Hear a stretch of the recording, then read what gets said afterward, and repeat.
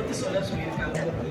கூடிய வரைக்கும் நேரத்தினுடைய கட்டுப்பாட்டுக்குள் நின்று இந்த உரையை நான் நிகழ்த்துவேன் என்பதை தெரிவித்துக் கொள்கிறேன். ஏன்னா எல்லா நிகழ்ச்சிக்கும் எல்லா பேச்சாளர்களுக்குமான இடம் ஒன்று இருக்கிறது. அதனால நேரத்தினுடைய மரியாதை தெரிந்து அதை எங்கே தொடங்குகிறோம் என்பது முக்கியமல்ல, எங்கே நிறுத்துகிறோம் என்பது ரொம்ப ரொம்ப முக்கியம். உள்ள 20 to 25 நிமிடத்திற்குள்ள எனக்கு கொடுக்கப்பட்டிருக்கக்கூடிய தலைப்பு அற்றம் காக்கும் கருவி. அறிவு அற்றம் காக்கும் கருவி என்பதுதான் எனக்கு கொடுக்கப்பட்டிருக்கக்கூடிய தலைப்பு. அது என்ன அற்றம் காக்கும் கருவி? முதல்ல இந்த குறள் அறிவுடைமை என்ற அதிகாரத்துல இந்த குறள் வருகிறது. அறிவு அற்றம் காக்கும் கருவி அப்படின்னு இந்த குறள்ல அறிவுடைமை அதிகாரத்துக்கு முன்னால என்னென்ன அதிகாரத்தை வைத்திருக்கிறார்கள் என்று பார்த்தால், முதல்ல கல்வி வருகிறது, அப்புறம் கல்லாமை வருகிறது, அப்புறம் கேள்வி வருகிறது, அதுக்கப்புறமா அறிவுடைமை வருகிறது. இந்த கல்வி, கல்லாமை, கேள்வி, அதுக்கு பின்னால அறிவுடைமை அப்படின்ற இந்த வரிசை ஏன் வருது அப்படின்னு நம்ம முதல்ல யோசிச்சு பார்த்தோம்னா, அறிவு என்பது எப்படி ஒருவனுக்கு கிடைக்கும்? ஒருவன் கற்பதனால் ஒருவனுக்கு அறிவு கிடைக்கும். வாசிப்பதனால, கல்வி கற்பதனால, பள்ளிக்கூடத்துக்கு போவதனால, புத்தகங்கள் வாசிப்பதனால ஒருவனுக்கு அறிவு கிடைக்கும். இது கல்வி. இப்படி வாசிக்கிற போது ஒரு மனிதனுக்கு ஐயம் எழலாம். இப்ப இந்த ஐயத்தை நாம எப்படி தெளிவுபடுத்திக் கொள்வது? கற்றறிந்த பெரியவர்களிடம் போய் நமக்கு ஏற்படக்கூடிய அந்த ஐயங்களை நாம கேட்டு தெரிந்து கொள்ளுகின்ற பொழுது, வாசித்தலின் மூலம் கிடைத்த கல்வி கற்றல், அதில் ஏற்படக்கூடிய ஐயங்களை கேட்டு தெரிந்து கொள்வது என்பது கேட்டல். அப்ப கற்றலும் கேட்டலும் என்பது ரெண்டும் சேருகின்ற பொழுது நமக்கு ஒரு தெளிவு கிடைக்கின்றது. இந்த தெளிவு அறிவு. இந்த தெளிவுதான் அறிவு என்றால், இந்த அறிவு எப்படி அற்றம் காக்கும் கருவியாக மாறும்? எப்பொழுது கருவியாக மாறும்? இப்ப நம்ம ஒரு டிகிரி படிச்சு வச்சிருக்கோம்னு வச்சுக்கோங்க. அந்த டிகிரி படிச்சதுக்கான அடையாளம் என்ன? ஒரு சர்டிபிகேட் கொடுத்துருப்பாங்க. இந்த சர்டிபிகேட் நம்ம கிட்ட இருக்கிறதுன்றதுக்கான அடையாளம் என்ன? நாம இந்த டிகிரியை வாசிச்சு பாஸ் பண்ணியிருக்கோம். ஆனா இந்த டிகிரி எப்ப நமக்கு பயனாகும்? இது அப்படியே இருக்கிற போது பயனாயிடுமா? ஒரு இன்டர்வியூக்கு போறோம், அதனோட அடிப்படை தேவை என்ன? நீங்க இந்த பர்டிகுலர் கிராஜுவேஷன் முடிச்சிருக்கணும்ன்றாங்க. நம்மகிட்ட அந்த சர்டிபிகேட் இருக்கு. இந்த சர்டிபிகேட்டோட இன்டர்வியூ போறோம். உங்ககிட்ட இந்த சர்டிபிகேட் இருக்கு, வாங்க வேலைக்கு சேருங்கன்னு யாரும் சொல்ல போறதில்ல. அந்த இன்டர்வியூல நாம எப்படி அந்த இன்டர்வியூவை எதிர்கொள்ள போகிறோம் அப்படின்றதுலதான் நாம பாஸ் பண்ணதுக்கு கொடுத்த இந்த சர்டிபிகேட் இருக்கு இல்லையா, அந்த சர்டிபிகேட்டோட பயன் எப்ப நமக்கு முழுமையா கிடைக்கும்னா, அந்த இன்டர்வியூவை, அந்த நேர்முகத்தை, அந்த நேர்காணலை நாம எப்படி எதிர்கொள்றோம் இந்த சர்டிபிகேட் கூட மரியாதை.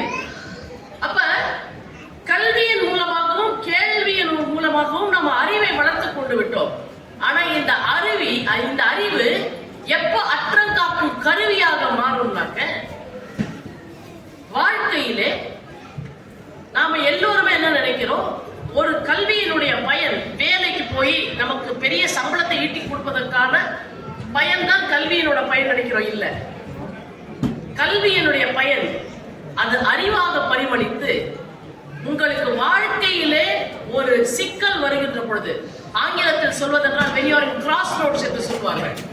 நீங்கள் வாழ்க்கையினுடைய ஒரு முட்டுச்சந்தில போய் நிக்கிற போது எந்த திசையில் போக வேண்டும், எந்த திசையில் நாம் பயணிக்க வேண்டும் என்ற ஒரு ஆகப்பெரிய கேள்வி நம் முன்னால் எழுகின்ற பொழுது, அந்த கேள்வியை நாம் அறிவு கொண்டு எப்படி நாம் கையாளுகிறோம், எப்படி நாம் கடக்கிறோம் என்பதிலேதான் இந்த அறிவு அற்றம் காக்கும் கருவியாக மாறுகிறதா இல்லையா என்பதை நாம வாழ்க்கையில அனுபவிப்போம். இப்ப நான் சொல்லுகிறேன், அந்த நேர்முகத்திற்கு நான் போகின்ற பொழுது என்னை ஒரு கேள்வி கேட்கிறார்கள் என்றால், அந்த கேள்விக்கு நான் எப்படி பதில் சொல்கிறேன் என்பதை பொறுத்துத்தான் எனக்கு வழங்கப்பட்ட அந்த சர்டிபிகேட்டுக்கு மரியாதை இருக்கின்ற மாதிரி, நான் கற்ற கல்வி, அதன் மூலம் நான் அடைந்த அறிவுக்கான பயன் எப்பொழுது விளைகிறது என்றால், நான் பிரச்சனையில இருக்கின்ற பொழுது, இல்லை என்னை சார்ந்தவர்கள் பிரச்சனையில் இருக்கின்ற பொழுது, இல்லை ஏதோ ஒரு சிக்கல் வருகின்ற பொழுது, அந்த சிக்கலை என் அறிவின் மூலமாக நான் எப்படி கருவியாக முழுமையாக மாறுகிறது என்பதை நாம் அடையாளம் காண்கிறோம். இதை நாம எப்படி பரீட்சித்து பார்ப்பது? நான் ஒரு 3 விதவிதமான உதாரணங்களை உங்களுக்கு சொல்றேன். நான் சொல்லக்கூடிய இந்த உதாரணங்களில் உண்மை சம்பவங்கள் அவை. அந்த சம்பவங்களில் நான் பெரும்பாலும் பெண்கள் எப்படி இந்த சூழலை கையாண்டார்கள் என்பதை சொல்ல வருவதற்கு காரணம், பொதுவாக பெண்கள் உணர்ச்சி வசப்படக்கூடியவர்கள், அவர்கள் அறிவு வசப்படக்கூடியவர்கள் அல்ல என்ற ஒரு பொது கருத்து சமூகத்திலே இன்றும் இருக்கிறது. ஆனால் அப்படி அல்ல. பெண்கள் எப்படி அறிவு வசப்பட்டு ஒரு சூழலை கையாண்டார்கள் என்பதற்கான 3 வித்தியாசமான சூழல்களை நான் உங்கள் முன்னால் பகிர்ந்து கொள்ள போகிறேன். இங்க நிறைய இளைஞர்கள் இருக்கிறீங்க. ரொம்ப சேலஞ்சஸ், அதாவது சவால்களை சந்திப்பது எப்படி என்பதை இந்த மேடையிலே, நாங்கள் இந்த மேடைக்கு ஏறுவதற்கு முன்னால் ஸ்பெஷல் சில்ட்ரன் சொல்லக்கூடிய அந்த குழந்தைகள் வந்து நின்று வாழ்க்கையின் ஆகப்பெரிய சவால்களை எப்படி சந்திப்பது என்பதை நமக்கு நிகழ்த்தி காட்டினார்கள். அது நம்ம கீழே பார்க்கிற போது நமக்கு ஒரு நிமிஷம் ஸ்டாண்டிங் ஓவேஷன் தான், ஒரு கைத்தட்டல் தான், ஒரு பாராட்டு தான். ஆனால் அந்த குழந்தைகளை வைத்துக் கொண்டு அவர்களை இந்த மேடைக்கு எடுத்து வருவதற்கு பின்னால் அந்த பெற்றோர்கள் ஆற்றி இருக்கக்கூடிய அரும்பணி இருக்கிறது இல்லவா, அது நம்ம வெறும் ஒரு ஸ்டாண்டிங் ஓவேஷன்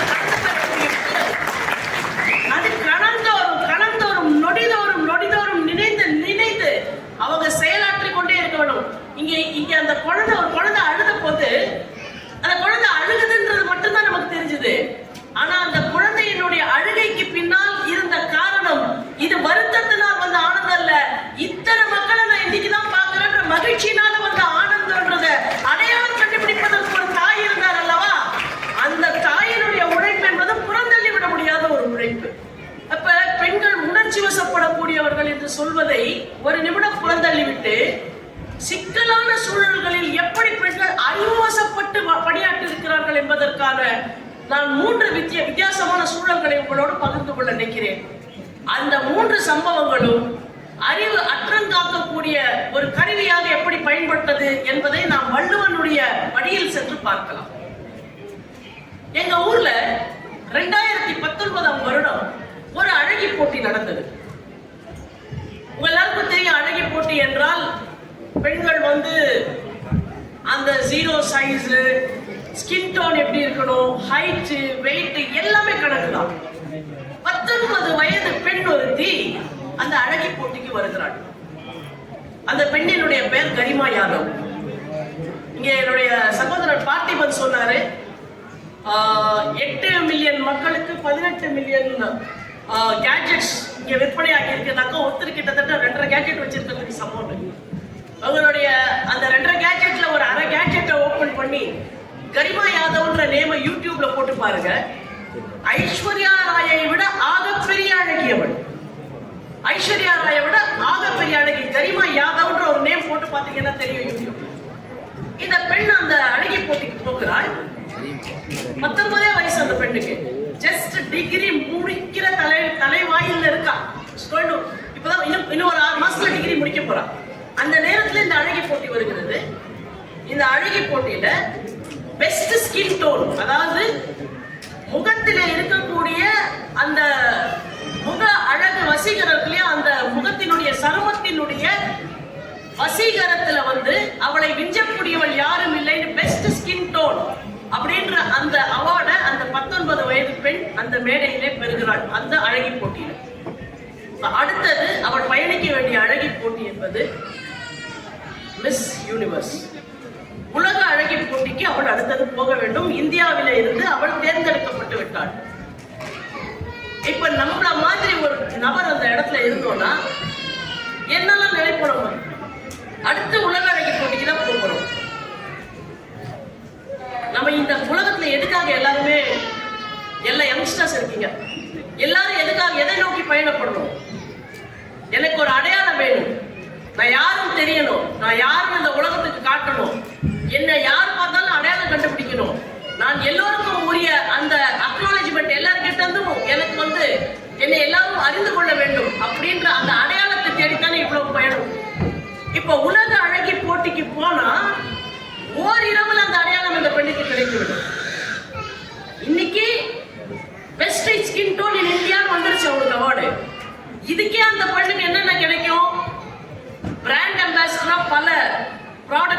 போக முடியும்.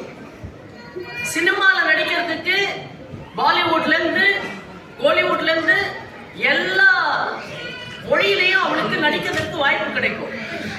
இந்த வாய்ப்பின் மூலம் அவளுக்கு கிடைக்க போவது என்ன? பெரும் பணம், புகழ் வெளிச்சம், ரசிகர் கூட்டம், நம்ப முடியாத அளவிற்கு எல்லோராலும் ஈர்க்கப்படக்கூடிய எல்லோரையும் ஈர்க்கக்கூடிய அந்த ஆகப்பெரிய ஒரு இடம் இவ்வளவு அந்த பெண்ணுக்கு கிடைக்கும். என்ன அடுத்தது அவ போக வேண்டியது உலக அழகி போட்டிக்கு தான். இப்போ அந்த பொண்ணு நினைக்கிறான் 19 வயது. நிறைய இளைஞர்கள் இருப்பதெல்லாம் நான் இதை பகிர்ந்து கொள்கிறேன். 19 வயது அவளுக்கு. நான் நாளைக்கு காலையில உலக அழகி போட்டிக்கு போவது அது என்னுடைய லட்சியமா? அதுதான் நான் விரும்புறதா? அதுதான் என்னுடைய ஆழ் மனசுல இருக்கக்கூடிய என் கனவா? இல்ல என் கனவு வேறு ஏதோ ஒன்றா? ஒரு மிகப்பெரிய வாய்ப்பு நம்ம வீட்டு வாசல்ல வந்து நிற்கும் போது இது என்னுடைய கனவா இல்லை வேறொன்று என்னுடைய கனவா என்று எத்தனை பேர் நாம் ஆத்ம பரிசோதனை செய்து கொள்வோம். ஆனால் அந்த பெண் செய்தாள். செய்துவிட்டு அந்த பெண் முடிவு செய்கிறாள், நான் இந்தியாவிலே பெஸ்ட் ஸ்கின் டோனா இருந்துட்டு போறேன், ஆனா உலக அழகி போட்டிக்கு போவது இல்லை என்னுடைய லட்சியம். உலக அழகி போட்டிக்கு போவது இல்லை என்னுடைய விருப்பம். உலக அழகி போட்டியிலே வெற்றி பெறுவது இல்லை என்னுடைய நோக்கம். அப்ப என்ன பண்றது? அந்த பெண் போய் ஒரு பரீட்சை எழுதுகிறாள். அந்த பரீட்சையிலே தேர்வு பெறுகிறாள். தேர்வு பெற்றவுடன் வடநாட்டிலே இருந்து தமிழகத்திலே சென்னையிலே இருக்கக்கூடிய ஆபீசர்ஸ் ட்ரைனிங் அகாடமி என்று சொல்லக்கூடிய ராணுவ பயிற்சி எடுத்துக்கொள்ளக்கூடிய அந்த பயிற்சி முகாமுக்கு அந்த பெண் வருகிறாள். 6 மாத காலம் ராணுவ பயிற்சி எடுத்துக் கொள்கிறாள். இந்திய ராணுவத்திலே ஒரு ஆபீசரா கமிஷன் ஆகி இன்றைக்கு இந்திய ராணுவ படையிலே அவள் ஒரு ஆபீசராக பணியாற்றி கொண்டிருக்கிறாள். அவள் எங்க இருக்கான்னு யாருக்கும் தெரியாது. இப்படி ஒரு ஆபீசர் இருக்காங்கன்னே யாருக்கும் தெரியாது. அவங்க எந்த இடத்துல பணியாற்றுகிறார்கள் தெரியாது. அவங்களுக்கு கிடைக்க போற சம்பளம் உலக அழகி போட்டியில் நீ வெற்றி பெற்றிருந்தால் உனக்கு கோடி கோடியாக பணம் கிடைத்திருக்குமே, அதையெல்லாம் விட்டுட்டு வந்துட்டியாமான்னு அவங்களுக்கு ராணுவத்துல ஒன்றும் அதிகமா சம்பளம் கொடுக்க போறது கிடையாது. ஆனா பேர், புகழ், பணம், அந்தஸ்து, வெளிச்சம், அடையாளம் இவையெல்லாம் ஒரு தராசில் என் மனம் விரும்பிய என் தேசப்பணி, நான் அதற்காக என்னை அர்ப்பணிக்க வேண்டும், அதற்காக கடுமையாக உழைக்க வேண்டும். இந்த லட்சியம் ஒரு பக்கம். இந்த இரண்டுக்கும் இடையில் நான் எதை விரும்புவேன், நான் எதை எடுத்துக்கொள்வேன் என்று சொல்லுகின்ற பொழுது அவள் அறிவு சொல்லுகிறது, உனக்கு கிடைப்பது என்பது ஒன்று, நீ தேர்ந்தெடுப்பது என்பது ஒன்று. கிடைப்பதை பெற்றுக் கொள்வதை விட தேர்ந்தெடுப்பதன் பின்னால் போக வேண்டும் என்று சொல்வதை யார் பின்பற்றுகிறார்களோ அவர்கள் அறிவு வசப்பட்டவர்கள். அந்த அறிவுதான் அன்றைக்கு கரிமா யாதவுக்கு உதவியது. சரி, ஒரு 19 வயசு பெண்ணு, ஒரு சுதந்திரமான மனசு உண்டு, அதனால அவ இந்த முடிவு எடுத்தா அப்படி வச்சுக்குவோம். இன்னொரு சந்தர்ப்பம் சொல்றேன். திவிவேதி, மேஜர் திவிவேதி என்று இந்திய ராணுவத்தில் ஒரு அதிகாரி இருந்தார். அந்த அதிகாரி ஒரு விடுமுறைக்காக அவர் வீட்டுக்கு வர, அவருக்கு 2 பெண் குழந்தைகள். 10 வயசுல ஒரு பெண் குழந்தை, 8 வயசுல ஒரு பெண் குழந்தை. தன்னுடைய குடும்பத்தோடு விடுமுறையை நன்றாக கழிக்க வேண்டும் என்று முடிவு செய்து கொண்டு வந்து ஒரு 20 நாள் ஃபேமிலியோட இருக்க. ஒரு 3 வாரம் வெக்கேஷன்னா 2 வாரம் வெக்கேஷன் முடிஞ்சிருச்சு. இந்த ஒரு வாரம் வெக்கேஷன் பாக்கி இருக்கும்போது அவருக்கு மேலதிகாரியிடம் வந்து தந்தி வருகிறது, உடனே நீ பேஸ் கேம்புக்கு ரிப்போர்ட் பண்ணு. ஏனென்றால் 1999ஆம் ஆண்டு உங்களுக்கு தெரியும், இந்தியாவில் கார்கில் போர் நடந்தது. இந்த கார்கில் போர் நடக்கிறதுனால இந்த அதிகாரிய திருப்பியும் டியூட்டிக்கு கூப்பிடுறாங்க. நான் போர் பத்தி சொல்ல போறது இல்லை, பாலிடிக்ஸ் பத்தி பேசுறேன். அது என்னுடைய நோக்கம் இல்லை, அது அவசியம் இல்லை. அவர் திருப்பியும் பேஸ் கேம்புக்கு போய் ரிப்போர்ட் பண்ணிட்டு எல்லாரும் போருக்கு போகணும்னு சொல்லி ஒரு பெரிய பெரும் படை போருக்கு போகும். இப்போ போருக்கு போகக்கூடியவர்கள் என்ன பண்ணுவாங்க, குடும்பத்துக்கு ஒரு கடிதம் எழுதுவாங்க. இந்த அதிகாரி அவருடைய குடும்பத்துக்கு, மேஜர் திவிவேதி அவர் குடும்பத்துக்கு ஒரு கடிதம் எழுதுகிறார். யாருக்கு எழுதுகிறார் கடிதம்? அவருடைய பெண் குழந்தைக்கு கடிதம் எழுதுகிறார். ரொம்ப எளிமையா, என் அப்பாவுக்கும் மகளுக்கும் இடையில இருக்கக்கூடிய உறவு வந்து எல்லாத்தோட ரொம்ப சிறப்பான ஒரு உறவு. தன்னோட 8 வயது மகளுக்கு ஒரு கடிதம் எழுதுகிறார். அந்த பெண் குழந்தை பேர் தீக்ஷா. அம்மா தீக்ஷா, நான் வந்து அப்பா வந்து இந்த மாதிரி போறேன், நான் அதெல்லாம் முடிஞ்சிட்டு வந்துடுவேன், நீ நல்லபடியா படிக்கணும், அம்மா சொல்றதை கேட்கணும், உனக்கு ஒரு அக்கா இருக்காங்க, அக்கா சொல்றதை கேட்கணும். சாதாரணமா ஒரு அப்பா எழுதுற ஒரு மிக எளிமையான கடிதம் தான். ஆனா இந்த கடிதம் ஏன் சிறப்பு வாய்ந்த கடிதமாக மாறியது என்பது நான் இப்பொழுது சொல்ல போகிற சம்பவத்திலிருந்து உங்களுக்கு தெரியும். இந்த கடிதத்தை எழுதிட்டு அவர் கார்கில் போருக்கு போனார் பாருங்க. திவிவேதி கார்கில் போரிலே வீரமரணம் எய்தினார். இப்ப அந்த குட்டி பொண்ணு இருக்கா இல்லையா, 8 வயது பெண். இந்த மேடையில நம்ம நிறைய குழந்தைங்களை பார்த்தோம். அது ஒரு சின்ன குழந்தை.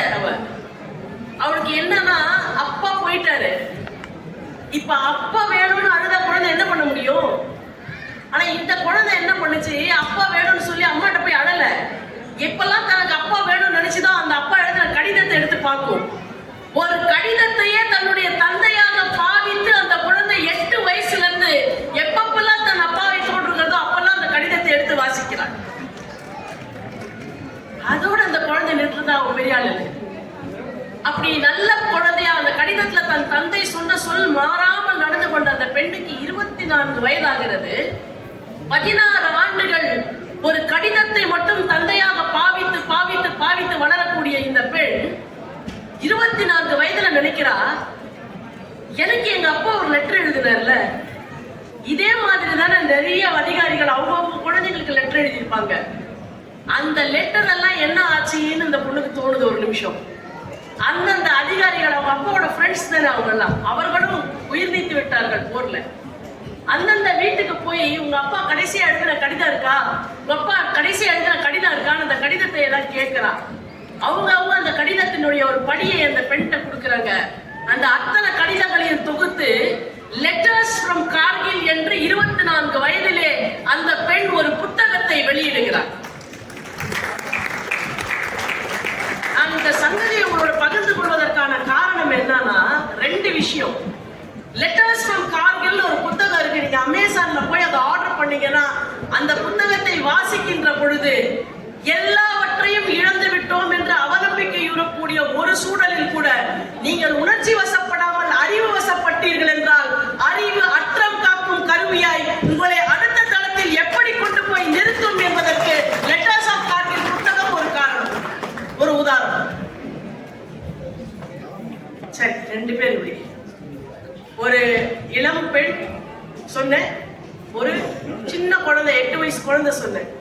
இந்த 2 பேருமே பெண்கள். இந்த 2 பேருமே ஒரு சூழல் வாழ்க்கையில வரும் பொழுது, ஒரு சேலஞ்சிங் சிச்சுவேஷன் வரும் பொழுது, ஒரு ஆகப்பெரிய சவால் அவர்கள் முன்னால் இருக்கின்ற பொழுது அந்த சவாலிலே உணர்வு வசப்படாமல் அறிவு வசப்பட்டு அந்த அறிவினை ஒரு கருவியாக பயன்படுத்தி அந்த சூழலை கடக்கிறார்கள். நான் 3வது ஒரு சூழல் சொல்றேன். இவர்களும் ஸ்வாதி மஹதிக் அப்படின்னு இந்த அம்மா பேர். ஒரு 26 வயது நிரம்பிய பெண்மணி ஸ்வாதி மஹதிக். அவங்களுக்கு 2 குழந்தைங்க.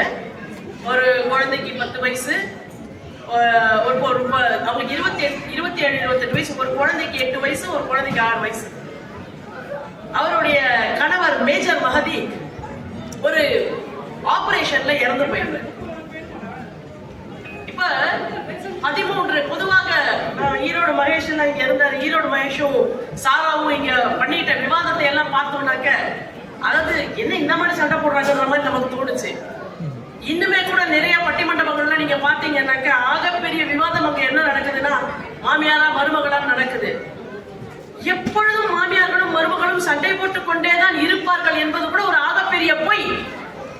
நல்ல ஒத்துமையா இருக்கக்கூடிய நிறைய குடும்பங்கள் இருக்கின்றன, நிறைய மாமியார்கள் இருக்கிறாங்க, நிறைய மருமகள்கள் இருக்கிறாங்க, நன்றாக பராமரிக்கப்படுகிறார்கள் என்ற உண்மை ஏனோ சமூகத்திலே சொல்லப்படாமலே இருக்கிறது.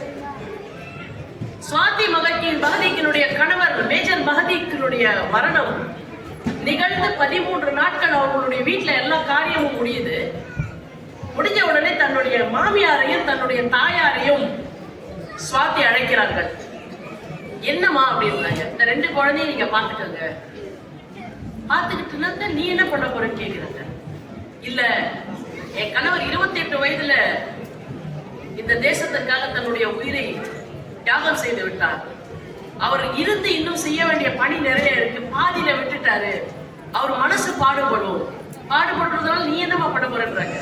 என் பிள்ளைகளை மட்டும் நீங்க பாத்துக்கோங்கட்டு அவங்க போய் கம்பைன்ட் டிஃபென்ஸ் சர்வீசஸ் ஒரு பரீட்சையை எழுதி ஆல் இந்தியா லெவல்ல ரேங்க் வாங்கி ஆபீசர்ஸ் ட்ரைனிங் அகாடமியில வந்து பெஸ்ட் அவுட் கோயிங் கமிஷன் ஆபீசராக அந்த ஆண்டு தேர்ந்தெடுக்கப்படுகிறார்கள். அந்த டீம்ல அந்த அவார்டு கிடைக்கிற அன்னைக்கு அவங்களுடைய மாமியாரும் அவங்களுடைய அம்மாவும் அந்த 2 குழந்தைங்களும் அந்த விழாவுக்கு வருகிறார்கள். அந்த பாசிங் அவுட் பெரேடுக்கு. அந்த பெரேடுக்கு வரப்போது இவங்க போய் அந்த சோடா ஆனரை வாங்கின உடனே அவங்கள பத்திரிகையாளர்கள் ஒரு கேள்வி கேட்கிறாங்க. அந்த சோடா ஆனர் வாங்கின போது உங்க கண்ணில் ஒரு சொட்டு கண்ணீர் பார்த்தோமே, உங்க கணவரை நினைச்சு அழுதிக்கலான்னு கேட்டாங்க.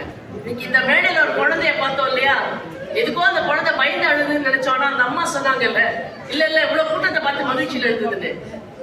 சுவாதி சொன்னாங்க, நான் வருத்தத்தில் அழவில்லை, என் கணவர் விட்டு சென்ற பணியை இப்பொழுது உடல் அபிஷியலா நான் கண்டினியூ பண்ண போறேன்ற மகிழ்ச்சியில நான் அழுதேன் என்று சுவாதி முகர்ஜி சொன்னார். எது அறிவு? ஒரு சர்டிபிகேட் வாங்கி வச்சுக்கிட்டு இந்த சர்டிபிகேட்டோட போய் நான் சம்பளம் வாங்குவது என்னோட அறிவான்னா இல்ல. ஒரு கல்வியினுடைய கடைசி பயன் சம்பாதிப்பது.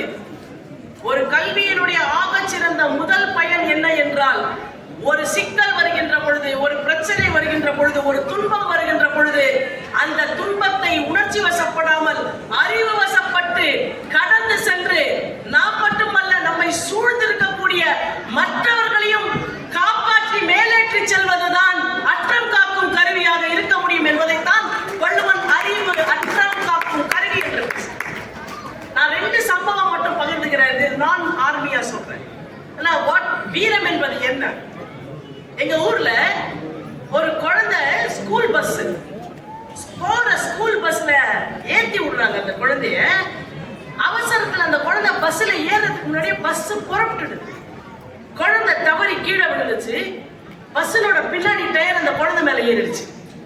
ஸ்பாட்ல இறந்துருச்சுங்க. குழந்தை ஸ்பாட்ல இறந்துருச்சு. நம்ம ஜெண்டர் கடந்து பேரண்ட் நினைப்போம். நீங்கள் ஆணாக இருந்தாலும் பெண்ணாக இருந்தாலும் ஏற்றி விடப்பட்ட குழந்தை பின்சக்கரம் ஏறி கண்ணெதிரேயே இறந்து விட்டது. இறந்து போன குழந்தையினுடைய பெற்றோர் அப்படின்றவங்களுடைய மனநிலை அப்ப என்னவா இருக்கும் நீங்க நினைக்கிறீங்க? பஸ்ஸுக்காரங்க கூட சண்டை போடலாம், ஸ்கூல் அத்தாரிட்டிஸை திட்டலாம், பிரச்சனை பண்ணலாம், சென்ஸ்லெஸ்ஸா பிரெயின்லெஸ்ஸா அழலாம், ஐயோ அம்மானு கூப்பாட்டு என்ன வேணா செஞ்சிருக்கலாம் அவங்க. ஆனா அவங்க இது எல்லாத்தையும் தவிர்த்துட்டு என்ன செஞ்சாங்க தெரியுங்களா? ஐயோ 6 மணி நேரம் தான் இருக்குது, என் குழந்தைய கூட்டிட்டு போய் கண்ணை யாருக்காவது டொனேட் பண்ணிடுங்க, என் குழந்தை போனது போனதான், கண்ணு யாருக்காவது போட்டோன்னு. இது சென்னையில் நடந்தது. அப்ப உணர்ச்சி வசப்படுவது என்பது ஒன்று. ஏன் இந்த குரலை சொல்றேன் தெரியுங்களா? அறிவு அற்றங்காக்கும் கருவின்னு சொன்னான். ஆனா அந்த குரலை எங்க போய் முடிச்சான் தெரியுமா வள்ளுவர்? அறிவினால் ஆகுவதுண்டோ பிரிதின் நோய் தன்னோய் போல் போற்றா கடைன்னு சொன்னான். அப்ப என்ன அர்த்தம்? எனக்கு ஒரு துன்பம் இருக்கு, என் மகன் இறந்துட்டா, அது பரவாயில்ல. ஆனா எங்கேயோ ஒரு குழந்தைக்கு கண் இல்லாம இருக்குல்ல, தினம் தினம் அந்த தாயார் கஷ்டப்பட்டு இருக்காங்கல்ல, அந்த குழந்தை துன்பப்படுது இல்ல, அந்த அப்பா கஷ்டப்படுறாருல, அந்த குழந்தைக்கு இந்த 2 கண்ணை கொடுக்காம இறந்த குழந்தைக்கு நான் அழுவது என்பது அறிவுக்கு உகந்ததல்ல. பிரிதின் நோய் தன்னோய் போல் போற்ற வேண்டும்.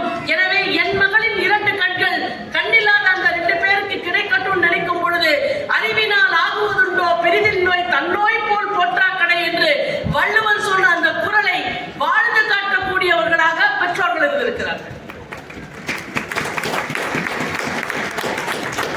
பெரியவங்க புத்திசாலியா முடிவு பண்ணாங்க. செத்துட்ட உடனே, ஒரு மரணம் வந்து விட்ட உடனே சில சமயம் நம்ம ஃப்ரீஸ் ஆயிடுவோம். ஃப்ரீஸ் ஆயிட்டீங்கன்னா சில பேர் பார்த்துருக்கீங்களா? நீங்க நடைமுறையில பார்த்தா உங்களுக்கு தெரியும். ஏதாவது ஒரு வீட்டுல ஒரு மரணம் நடந்து விட்டால் அந்த வீட்டுல யாராவது ஒருத்தர் ஒர்க் பண்ணிக்கிட்டே இருப்பாங்க. அப்ப அவங்க கவலையே இல்லையான்னு நமக்கு யோசிப்போம். இல்ல, அந்த கவலையை சந்திக்கிறதுக்கு அவங்க தயார் இல்லாம வேற எதையோ செஞ்சுக்கிட்டு தன்னை கடத்திக்கிட்டே இருப்பாங்க. அந்த மாதிரி நினைக்கக்கூடிய ஒரு பிரில்லியன்ஸ் கூட பெரியவங்களுக்கு உண்டு. ஆனா குழந்தைங்களுக்கு அப்படிப்பட்ட அறிவார்த்தம் இருக்குமா என்றால் நாம அப்படி யோசிச்சிட முடியாது. நான் இன்னொரு சம்பவம் சொல்கிறேன் பாருங்கள். ஒரு பஸ் புறப்பட்டுடுச்சு. குழந்தைங்களோட ஸ்கூல் பஸ் தீப்பிடிச்சு எரியுது. ஐயாவுக்கு ஞாபகம் இருக்கும் இந்த சங்கதி, பேப்பர்ல வந்து தீப்பிடித்து எரிகிறது. அந்த பேருந்து தீப்பிடித்து எரிகின்ற பொழுது எல்லாரும் அலறாங்க. ஏன்னா நமக்கு அறிவு வேலை செய்யும் போது என்ன ஆயிரும், நாம முதல்ல எப்படி தப்பிக்கணும்னு நினைப்போம். நாமளே அந்த 60 குழந்தைங்க இல்லாத அந்த பஸ்ல 60 பெரியவங்க இருந்தா அந்த பஸ் என்ன ஆயிருக்கும் யோசிச்சு பாருங்க. அடுத்தவன் முதுகுல ஏறி மிதிச்சு எப்படியாவது ஜன்னல் வழியா நான் குதிச்சு நீ செத்தா சாவு நான் முதல்ல பிழைக்கணும் அப்படின்னு நம்மள காப்பாத்திக்கணும்ன்றது நம்மளுடைய நோக்கமா இருந்திருக்கும். ஆனால் அந்த பேருந்தில இருந்தவர்கள் எல்லாம் குட்டி குழந்தைங்க, ஒரே ஒருத்தர் மட்டும் ஒரு 12 வயசு பையன் மாட்டினாங்க. அவன் என்ன பண்ணிருக்கான், எரியிற அந்த பஸ்ல இருந்து ஒரு குழந்தையமா தூக்கி போட்டு புடின்னு சொல்லி கிட்டத்தட்ட அவனுக்கு 35% பர்ன் இன்ஜுரிஸோட அவனை காப்பாத்துறாங்க. ஹாஸ்பிட்டல்ல அவனை அட்மிட் பண்ணி ட்ரீட்மெண்ட் பண்ணி பார்க்கும்போது மூஞ்சி பாவம் ஒரு சைடு முழுக்க எரிஞ்சு போச்சு அந்த பையனுக்கு. அவனுக்கு ஒரு மாதிரி பிளாஸ்டிக் சர்ஜரி எல்லாம் பண்ணா கூட பர்ன் இன்ஜுரினால சஃபர் ஆன அஃபெக்ட் ஆன ஒரு முகமா தான் அந்த முகம் இருக்கிறது. நீங்க நினைச்சு பாருங்க, 12 வயசுல வந்து ஸ்மார்ட்டா இருக்கணும் தான் நினைப்போம், அழகா இருக்கணும் தான் நினைப்போம், பிரசன்டபிளா இருக்கணும் தான் நினைப்போம். நாமளும் வந்து மற்ற பாய்ஸ் மாதிரி ஜூபிலண்டா போகணும் தான் நினைப்போம். ஆனா இதெல்லாம் அவன் நினைக்கல. அப்ப இந்த முகம் இப்படி ஆகும்போது கூட அவனுக்கு தெரிஞ்சிருக்காது. ஆனா அப்படி ஆனதுக்கு அப்புறம் அவனை கேட்கிறாங்க, ஏன் தம்பி இந்த முகம் இப்படி ஆயிடுச்சேன்னு வருத்தப்படுறீங்களா, நாம குதிச்சிட்டு இருக்கலாம் பஸ்ல நீங்க நினைக்கிறீங்களான்னு கேட்கிறாங்க. அந்த பையன் சொன்னா, இந்த முகத்தை ஒவ்வொரு வாட்டி பார்க்கும் போதும் இதுக்கு பின்னாடி 40 குழந்தைங்க காப்பாற்றப்பட்டார்கள்ன்றதுதான் எனக்கு இந்த முகம் காட்டுமே தவிர என் முகம் இப்படி ஆயிடுச்சேன்னு எனக்கு ஒரு நாளும் தோணாதுங்கன்னு ஒரு 12 வயது சிறுவன் சொல்லுவான் என்றால், அறிவினால் ஆகுவதுண்டோ பெரிதின்றோய் தன்னோய் போல் போற்றாக்கடை என்று வள்ளுவன் சொல்லக்கூடியதை ஒரு பெரியவர் வாழ்ந்து காட்டுகிறார், ஒரு சிறியவன் வாழ்ந்து காட்டுகிறார் என்றால், அறிவு என்பது நம்ம கையில இருக்கக்கூடிய ஆகப்பெரிய கருவி. அதை துன்பம் வருகின்ற வேளையிலே, சிக்கல் வருகின்ற வேளையிலே பயனுடையதாக மாற்றக்கூடிய கருவியாக நாம் எப்படி கையாள போகிறோம் என்பதுதான் நாம் வள்ளுவனை முழுவதுமாக கற்றதற்கான அடையாளமாக இருக்கும் என்பதை சொல்லி, எனக்கு வழங்கப்பட்ட 25 நிமிடம் சரியாக 25 நிமிடத்திலே நான் முடிக்கிறேன். நன்றி. உலகம் சுற்றும் வாலிபன்.